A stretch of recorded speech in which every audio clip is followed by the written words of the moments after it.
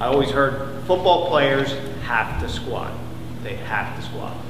And I said, well, hey man, I am getting it. I am getting it at least once a week. You know, that's a lot of weight. What that got me was number 2 on the bullet list, which was L5-S1 disc is gone.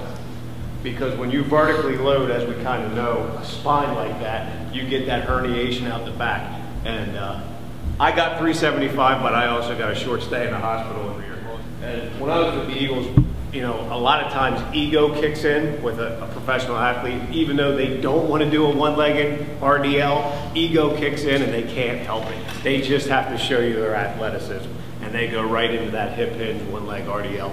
No questions asked, no teaching, and they'll dog cuss you the whole time they're doing it.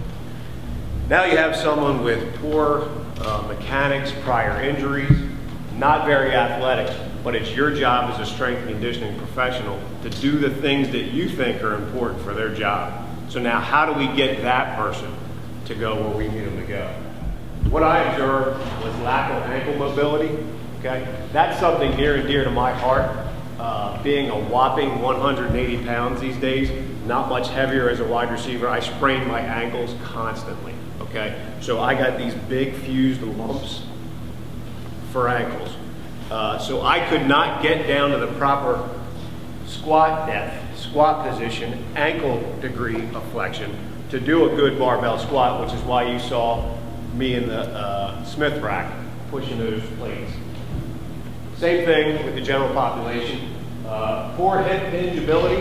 We had a lot of low back tightness, a lot of hip tightness. That's something that was almost unilateral across, especially for men. Generally, they just seem to have tighter hips. It could be the Q angle playing a part in that. Weak scapular and shoulder stabilizers, especially when I worked with a lot of the SWAT guys. Man, they were jacked up, but they were all jacked up like this. You know, I call it the cheese curl chest, because, you know, you send them into the gym to work out and it was all bench, all bis, all abs. They didn't even know there was anything behind them.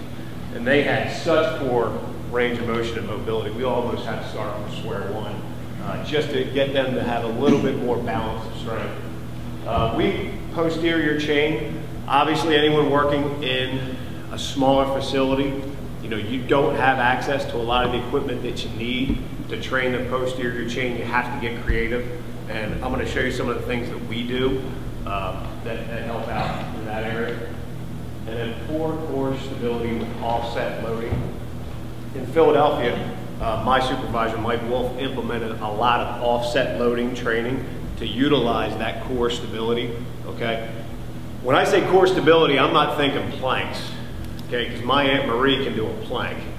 What I'm talking about is being able to hold a weight off center and actually move through space, move your body, move the weight, but maintain that tall spine. Okay, so we saw that as a big issue. And then the final progression would be overhead. And the reason that I kind of mentioned that as the final progression, because I feel that that is a highly skilled maneuver to ask someone to do. And you go into a lot of programs, and week 1 we're doing barbell push press overhead.